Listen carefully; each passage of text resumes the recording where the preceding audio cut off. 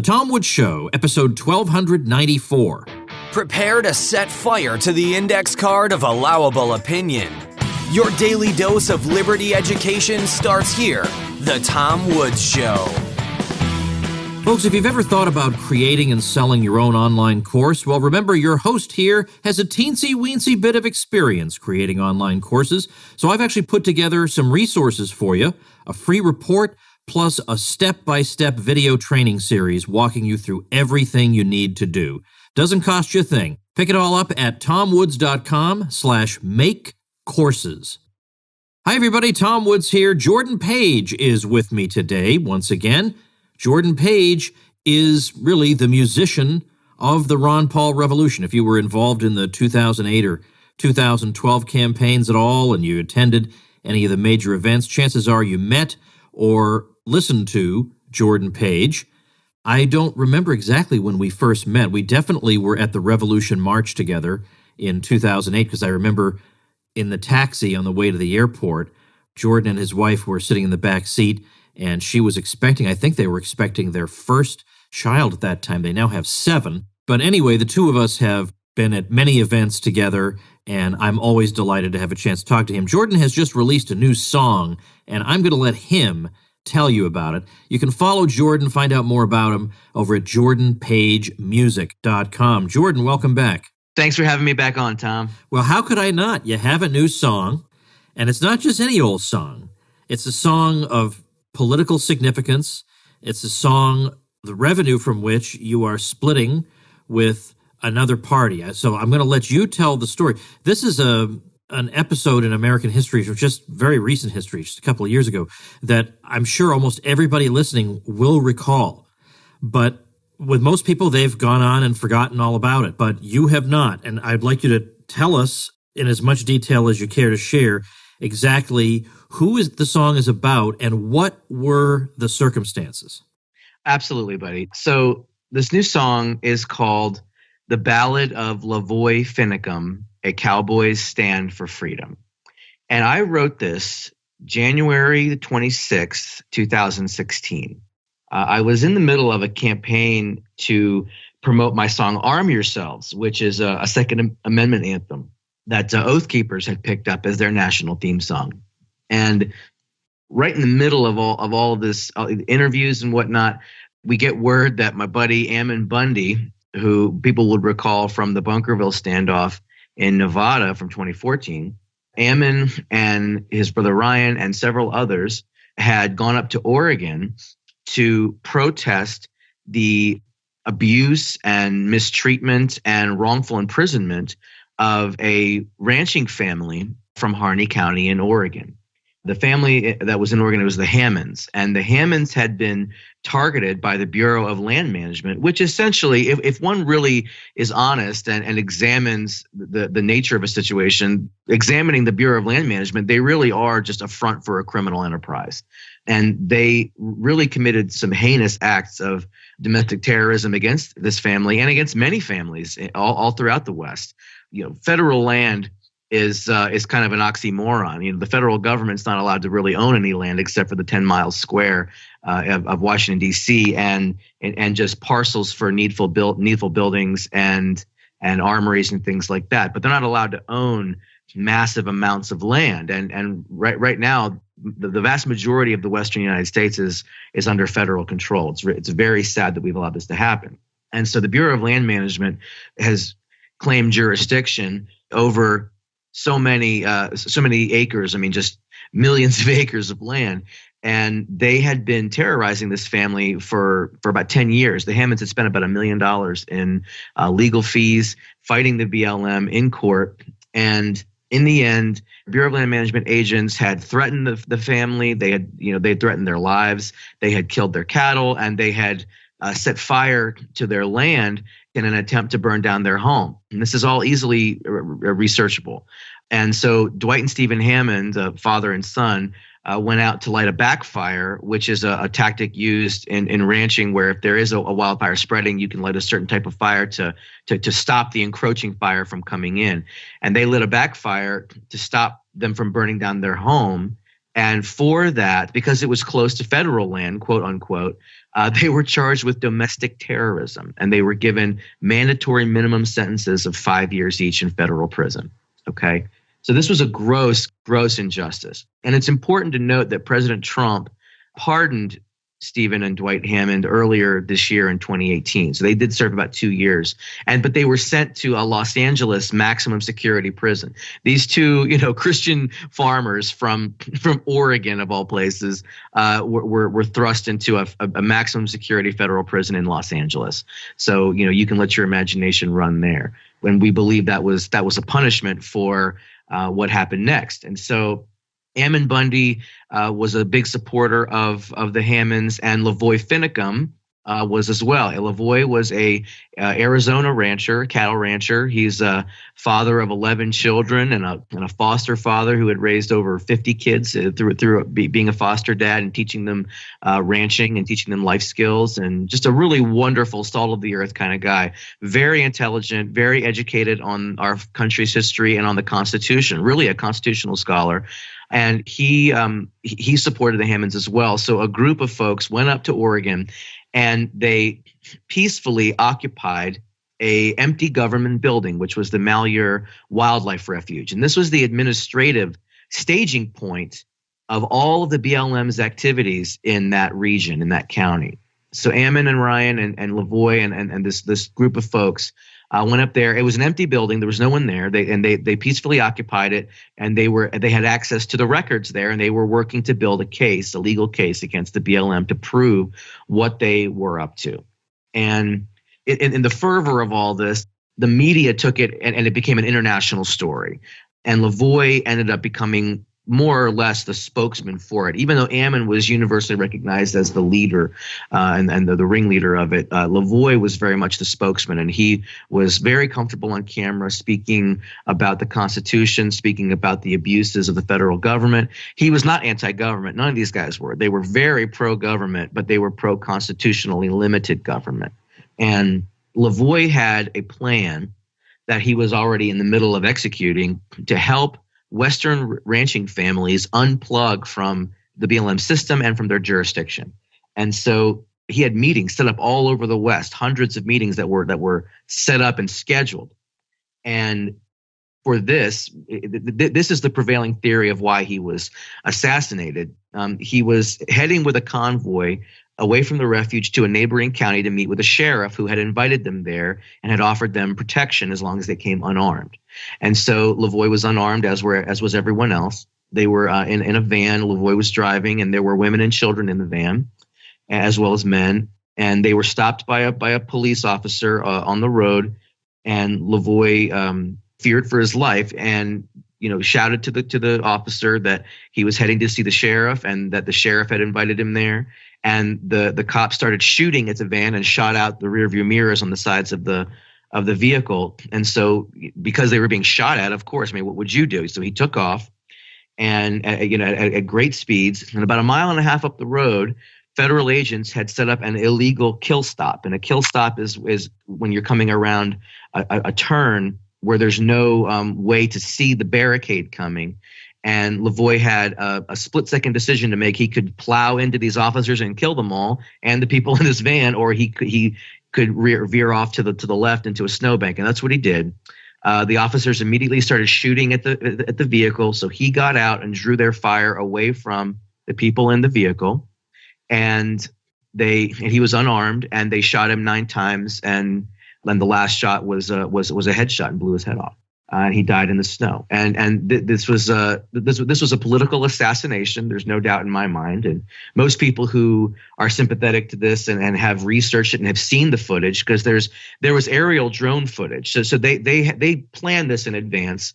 And there's very clear aerial footage, but there's also footage that was released from within the vehicle that the folks that were inside the vehicle were taking as they feared for their lives. And you can clearly see the events that unfolded, and he was targeted and he was killed. And that night, I was getting information because I knew a lot of people that were there, and I was getting firsthand information, and I was disseminating it on social media as clearly and as accurately as I could, Tom. And but I was full of just dark emotions. Yeah, I mean, you know me, I'm a pretty happy, laid back kind of guy, but I was so angry and so full of rage and fear and all these dark feelings. And around 1 o'clock in the morning, I was just exhausted and emotionally and physically. I can't explain it. All I can tell you is it was like the Holy Spirit came into my house and hit me like a wind and just completely washed all that out. It was like it had never happened. And I felt happy and I felt relaxed and just joyful. And then what I can equate to, it sounded like a bubble popped over my head. It was like just bloop. And as soon as that happened, I heard a voice say, "He was a man who loved to walk the land. So he would turn his cheek, but also take a stand." And I said, okay. And so I had the computer open in my lap, so I just started typing those words. And the floodgates just opened, as they tend to do, and with me. and I wrote this song. And the first verse and the third verse and the choruses are all in the third person, telling the story of this man. But the second verse and the bridge of the song are all in the first person. So it's just kind of interesting if you analyze the song. It's almost like someone is telling the story of Lavoy's life, but then it's Lavoy is telling the story in his own words in the middle of the song. The next night, this was on the 26th, this was Monday night. The next night, my wife Mary filmed me on my couch singing the song. And we uploaded it around midnight on Tuesday night. And the next morning, it had about 10,000 views between midnight and like 8 a.m. So I knew we had really something special here. And within 2 days, I got a phone call from Lavoy's daughter, Ariana. And she says to me, "I know you didn't know my dad, but you captured him perfectly. And we are all sitting here at the ranch holding each other and crying and mourning him. And we saw your song and we've listened to it about 30 times. And every time someone new comes into the house to be with us, we start it over from the beginning and play it again." That's amazing. I know.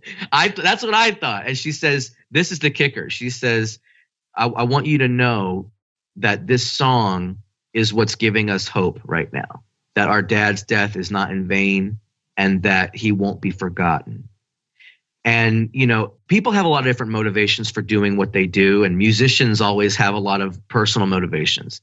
I can't think, I literally cannot imagine a more worthwhile effect for a song to have, or a more worthwhile cause to offer comfort and repose in a time of great mourning and fear and doubt for a family. And this was a gift from God, you know, but I was a very happy and willing participant in it.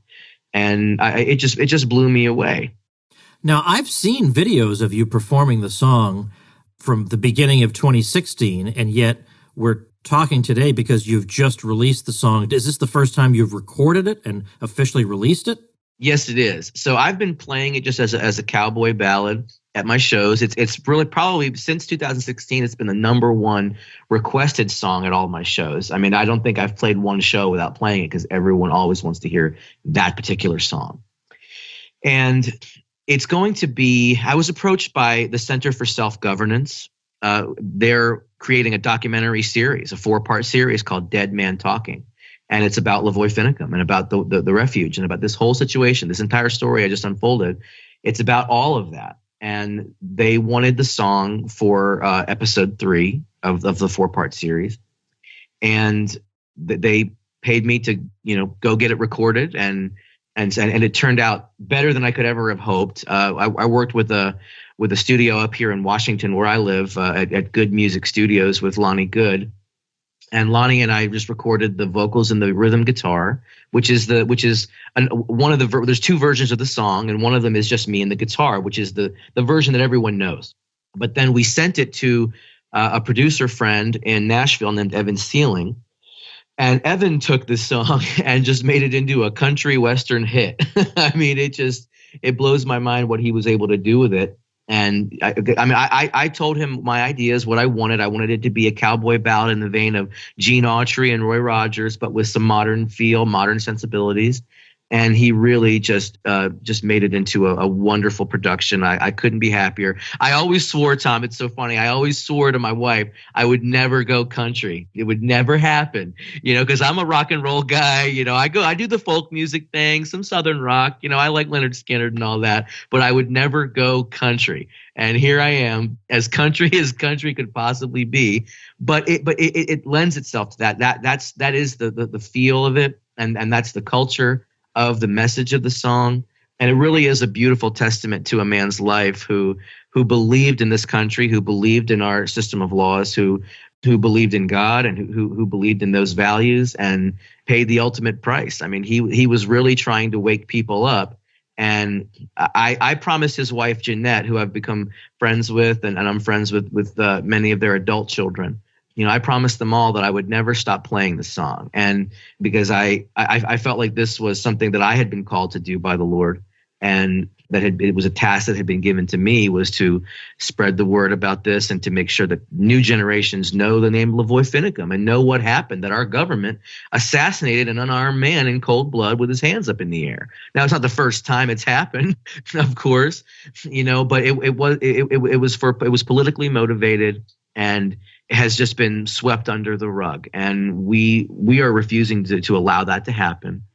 And so, yeah, it really turned out amazing, and it's going to be in the film, and I've just released it worldwide, and it's on iTunes. If you just go and search for Jordan Paige, you'll see The Ballad of Lavoy Finicum. It's on Amazon, on Google Play. If you go to cdbaby.com, that's my distributor, you can get it directly there. You mentioned earlier, Tom, that I was splitting the revenue from this.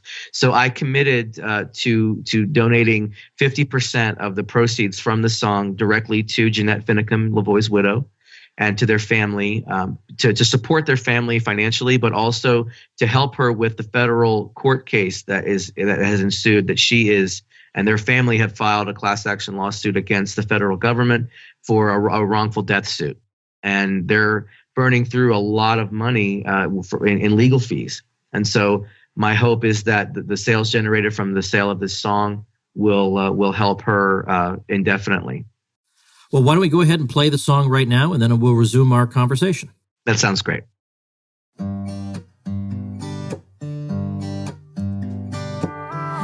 was a man who loved to walk the land, turn his cheek, but also take a stand. When his conviction called, he followed what he felt was right.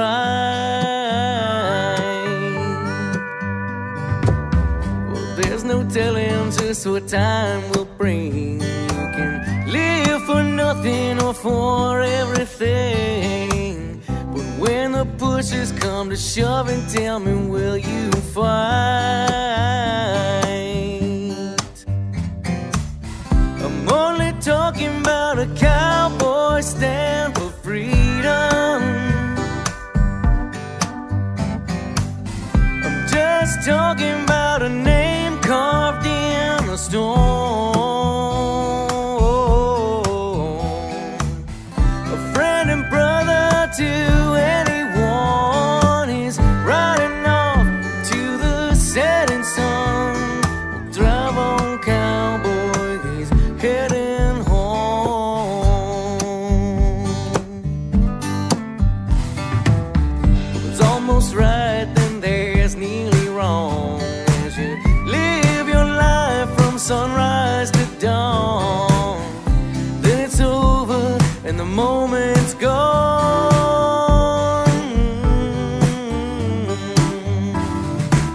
You can testify to the things unseen, but the world is blind, can't see a thing. All you can do is try to be a human being. I'm only talking about a cowboy stand for freedom. I'm just talking about a name carved in a stone.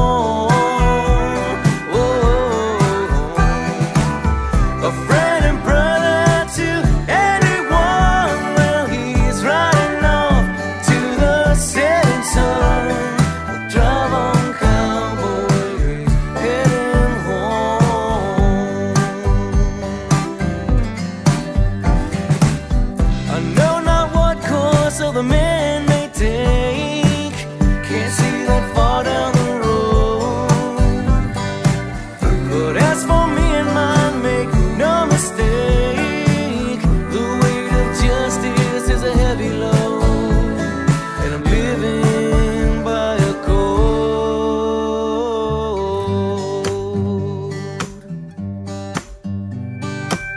He left his home to go and take a stand. Well, his voice rang out across the deafened land. But in the end, it was a bullet that exposed the lies.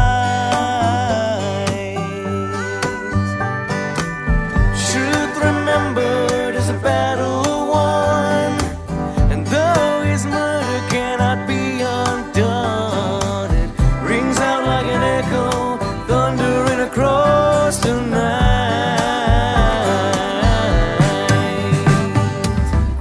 Here's to all the cowboys who stand for freedom. Why do we watch them from afar with hearts of stone?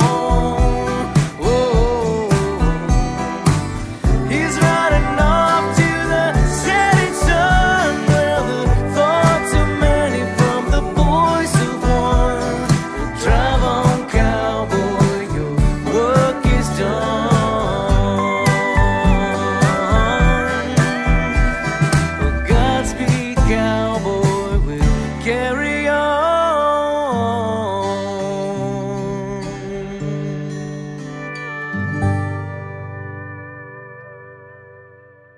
Well, there is the song. We're going to link to it at tomwoods.com/1294. I'll have links to ways to get the song, the same links that Jordan just mentioned, and you can take your pick. So that'll all be available at tomwoods.com/1294. I'm sure you all enjoyed that as much as I did. And I wonder, in having listened to it, if we can continue the story a bit, because I think the name most people associate with that time is the name Bundy. That's the name that comes to mind. And there were people who were imprisoned over precisely these sorts of issues. And then what wound up happening with them? Are they going to be serving 50 years in prison, or what in fact did turn out? How did things turn out for them? Well, they had a hard run of it, Tom. The Bundys and their comrades were on prison for 2 years without trial, and they were at every turn, at every hearing, they were stonewalled, and exculpatory evidence was omitted.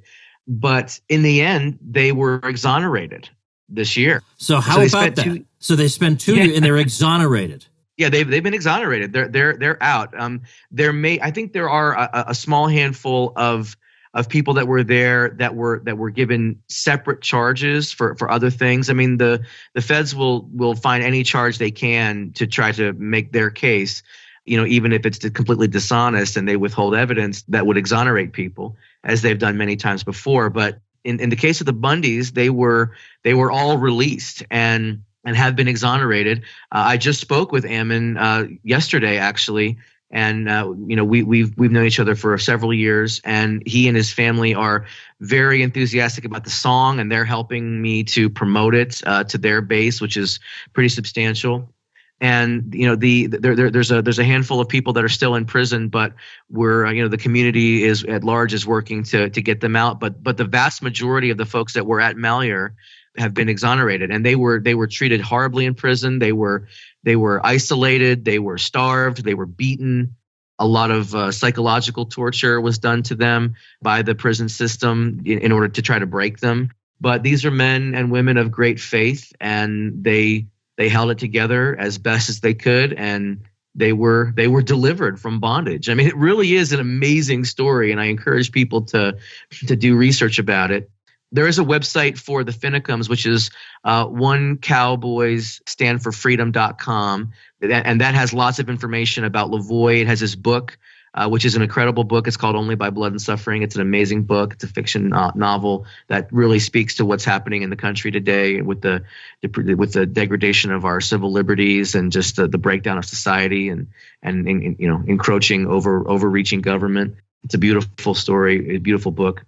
You can learn a lot about Lavoy there. And, it's funny, Tom, so many people have such skewed view of this issue because of the way the media portrayed it. But when you really get down into it, I mean, it's no brainers. These guys love their country. They love their fellow Americans, and even the people that were ridiculing them and wishing them harm, they were fighting for their freedom too. That's where the line, I'm talking about a cowboy stand for freedom.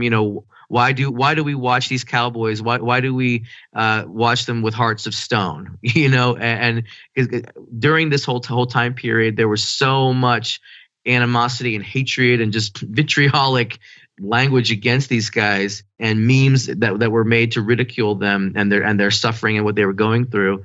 And it amazed me that Americans could be so cold-hearted towards people that were standing up for their constitutional rights. I mean, the Bill of Rights were not just come up out of thin air. These were all things that government used to do to us. There's a reason there's a First Amendment, because there wasn't free speech at one time. There's a reason there's a Second Amendment, and people have largely forgotten their history, and which is, evidenced by the culture that we have today. And these guys came from a very, traditional way of thinking and a constitutional way of thinking, and that's what they were fighting for. But the Bundys have been released, and the Hammonds have been pardoned by the president, and so in the end, these people were vindicated, but they were put through so much suffering because they dared challenge the state. And it seems to me, as I think back on these events, that, as you say, the people involved were portrayed as crazy and they deserved what happened to them and all the rest of it. But it seems that the same people who couldn't say enough about the wickedness of these folks said almost nothing about their exoneration. It's like crickets. No, very, very little. In fact, I think relatively few Americans are probably even aware of it. And there's always an agenda behind that. And we all know, that 90% of all media is controlled by 6 corporations who have vested interest in a certain agenda and a certain status quo. And so you're not going to hear that the Bundys were exonerated, except if you're in that network and you deliberately seek out that information. I mean, most of the information out there that would blow people's minds and would start an armed revolution in this country is readily available to the public. The folks in charge don't hide what they're doing that much. It's all there if a person cares to know. But the easiest way to deprive people of their rights is to never teach them they had them in the first place, Tom. And so, and that's really, what to me, what public education is really all about.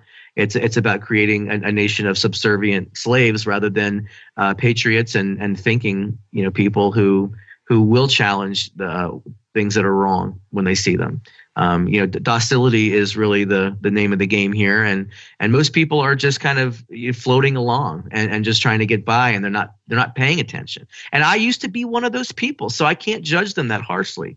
I used to be one of those people until I woke up, until I had an emotional and spiritual reaction to the information and felt compelled to get involved and compelled to speak out. And I've been speaking out, since the end of 2006, and this is my life, and I'm grateful for it. But it does require, and I'm sure you would agree with me, like knowing the truth and having done your homework. It does require a lot of you personally. You can't know the truth, call yourself a moral person, and not do anything about it. At the very least, you can open your mouth and speak. So that's where I am. But these guys, they put their bodies on the levers and the gears of the machine, as the saying goes, and they went a lot farther than I've ever gone, I don't know that I, am ready to do something like that, with I've got, 7 children I'm trying to raise and trying to teach and point in a good direction. And, like that's not what I've been called to do yet. I've been called to use my talents and gifts to share a message and to educate people with love and with a non-threatening form of communication, which is music. Folks, let me take just a second to say a word for my all-time favorite sponsor, and that is Skillshare. Skillshare is the very embodiment of the opportunities the internet makes possible. One membership gets you access to over 24,000 classes where you can learn the skills you need to distinguish yourself at your job, build a side hustle, or heck, even a full-blown business. You can't believe how wide the scope of courses is, from design to business to technology to photography to film and writing, and then within technology, things like SEO or 3D printing or programming graphics or mobile app design or Shopify, the platform you use to create online stores.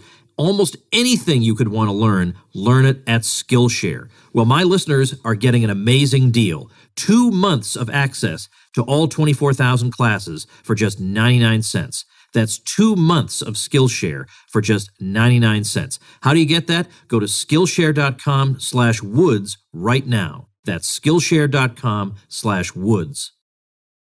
Well, the song is called The Ballad of Lavoy Finicum. It's available at tomwoods.com/1294. That's where I put all the links that Jordan mentioned. We're going to have them right up there on that page. But before we wrap up for today, you and I got to know each other on the road, so to speak. We were always traveling around, you singing, me speaking. So before we part, I'm just curious, given that we do not as much of that in our middle age as we did in our youth, just curious about what you've been up to recently. Well, recently, the most recent big show that I did was the Walkaway March in Washington, D.C. On October 27th. And that was really kind of an eye-opening thing for me because, you know, I haven't been like a huge Trump supporter. I come from the libertarian / voluntarist point of view, and I don't support the violence of the state in any way, shape, or form, and I just kind of felt like we were just getting more of the same, and I became aware of the walkaway movement a few months ago when I started seeing these videos popping up everywhere. And the walkaway movement is essentially former leftists, former Democrats realizing that the leftist culture it is being overrun with communists and socialists and has become really a culture of death and a culture that fights vigorously for the right to murder babies and they're just sick of it. They're sick of the craziness. They're sick of Antifa. They're tired of being associated with that, and they don't believe that. Liberalism didn't used to mean what it means now, and a lot of people that I would call leftists, they really have good hearts, and we just have different ways of thinking about how to achieve the desired results, and these people have figured that out, and they figured out that the left is not where they belong, and they're walking away. They're saying, this is not me. And it was started by a man named Brandon Straka, who just came to this conclusion, made a video. It went mega viral and inspired thousands of other walkaway videos. And they did a huge march in D.C. And a friend of mine was one of the co-organizers. And I called her up and I said, I think I should be at this. And she says, I think you should too. And that very night that she booked me to perform at it, I was given another gift, another late night song gift of a song called Walk Away. And I'm going to be recording that song this coming year and letting the Walk Away movement use it for their PR stuff and their campaigns. Everything's in God's timing. And we had a really crummy day that day. It was freezing cold and pouring rain. There was no cover over the stage that I played at, and I was soaking wet. There were puddles on my guitar and puddles on my floor pedals, but I rocked out for about 5,000 people with umbrellas, and we just had a blast. And the day cleared up as we began to march, and it all turned out really amazing. And there were two stages, one at the beginning of the march and one at the end, and I was the first person that they got to meet. I was the very first person on the stage, and I played for over an hour and got to introduce these folks to the principles of liberty. I got to give them the libertarian perspective before they heard anybody else, and it was really just a really amazing conglomeration of a wide range of people. I mean, there were conservatives, there were gay folks, straight folks, there was a bunch of transgender folks, all these people figuring out that the left, the modern left, does not define me. I am not these people, and I reject being associated with these people. And I'm going to go somewhere else. And I'm over here like, come to the center where the libertarians are, But yeah, that's the real thing is when they say we're going to go somewhere else. Well, gee, you've come this far. It's very, very hard to get people to move anywhere. It really does matter where you wind up, because if you're just going to if you're just going to turn into some kind of a middle-of-the-road GOP person, you're just going to make me gouge my eyes out. There has to be a happier ending to that story. Well, what I found was it was far less about like Trump worship than it was about an ideological paradigm shift for most of these people. I would say 85 to 90% is really what it was about. And a lot of these folks are just discovering, what they really believe. I mean, I was a walk away person, but I did it, in 2006. I mean, I was raised in a Democratic household, and I was, raised with fairly liberal views. And, I walked away from all that, and so did my wife. I mean, she was raised in an ultra liberal, views, and she's extremely libertarian now. So we walked away, and I don't think it was about walking away just to go over to the right, to the Republican Party. It wasn't walking necessarily toward anything specific, but walking away from where they were, and wherever these folks end up, and there's I think there's like a few million of them that have been part of this campaign nationally, and wherever they end up is where they're led, and so I think that's why I was there, was to lead them toward the fundamental principles of liberty and have them think for themselves and not just jump into another camp, but really examine the situation. And it was an amazing day, and I really just felt very blessed to be there, and I'm hopeful and optimistic that I'll be doing some more events with those guys. Well, I know there are some people, I have people who are of two minds. On the one hand, they'll say, Woods, you talk to a lot of libertarians on your show. You got to talk to some non-libertarians. Okay. So then I have some non-libertarians on. They say, what are you talking to that guy for? He's not a libertarian. So, well, You can't please him, Tom. Right. Whereas the great silent majority of listeners say, oh, good, this will be another good episode. It doesn't occur to them to say stuff like that. But then in your case, I could easily see people saying, oh, what is Jordan Paige doing there? Doesn't he know that if he is there, he should get out his little stern, lecture book and be pointing at everybody angrily? I think the way I evaluate situations like this is I just ask a simple question. Would the world be a better place if I did not attend this event? And I don't think the world would be a better place if Jordan Paige had stayed home from that event. That is my criterion. Would the world be a better place if you had not gone? No. The world is a marginally better place because you did go. That is what it boils down to. It's better to have Jordan Paige's voice there than not to have it there. That's it. End of discussion. So now, on the other hand, you and I live now, I don't necessarily want to reveal where you live, but let's just say we don't exactly live next door to each other these days. Right, so, we're on opposite ends. Okay, we'll at least say that. We are on opposite ends of the country. So I do hope there's a possibility that for some reason that I cannot foresee now, I will have an opportunity to visit with Jordan Paige at some point in the future. Sometime before the Libertarian Convention of 2020, there has to be some opportunity to see Jordan Paige. I don't know what that's going to be, but doggone it seems to happen once in a great while, and I hope it will materialize. But in the meantime, everybody go get the song, for heaven's sake. All the cool libertarians already have it, and libertarians, we all have to do the cool thing, right? So I have no cool people in my audience at all. And by the way, this actually reminds us of a music reference, but I was one great thing about YouTube is that all these concert videos that you would never have had access to before, that people just upload, that they just happen to have in their private stash, that they're bootlegs, whatever. You get to view all of them. So I was watching a video, I think it was Genesis touring in the late 80s. Nice. And Phil Collins was saying, all right, I want you to all put your arms up in the air, and I want you to, make this funny noise, whatever. And he says, now don't worry about, not being cool doing this. No cool people at a Genesis concert. No cool people here. And I loved that remark. He knows it's all nerds. There are no cool people at a Genesis concert. But anyway, my point is, we make our own cool, Tom. That's right. And our own cool is the Ballad of Lavoy Finicum, which you can get through tomwoods.com/1294 through any of the links that you prefer there. Well, thanks, Jordan, for this, and look forward to talking to you again soon. Thanks so much for having me on, Tom. I appreciate it.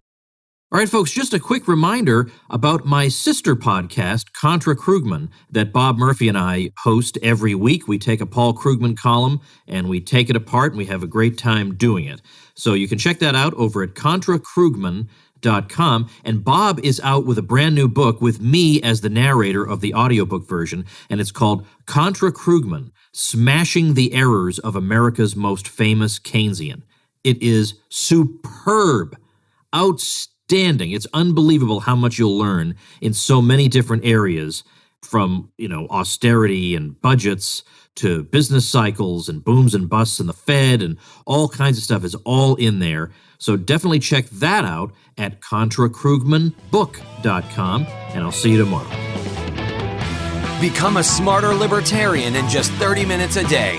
Visit TomWoods.com to subscribe to the show for free, and we'll see you next time.